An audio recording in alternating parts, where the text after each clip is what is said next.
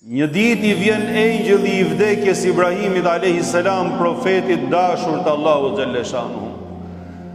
Dhe kur e shikon Ibrahimi a.s. dhe njofti se kush ishte, i thot: a ka, thot, o engjëll i vdekjes, një mik të ngushtë i cili ja merr shpirtin mikut ti të ngushtë? Pra duke qenë se ishte Khalilullah, a ke parë, thot, në sipërfaqen e dheut, thot, dikush që ta doj dikë dhe t'i marri shpirtin? Vihet në siklet e engjëlli i vdekjes, siç transmetohet, dhe kthehet tek Zoti xhalleshanu që ta pyesi. Pastaj për një herë kthehet dhe i thot: "Es-selam yuqri'uka es-selam." Paqja, Zoti i paqes, të transmeton ty dhe të përcjell selamet edhe paqet prej anës ti për Allahu xhalleshanu e Ibrahim.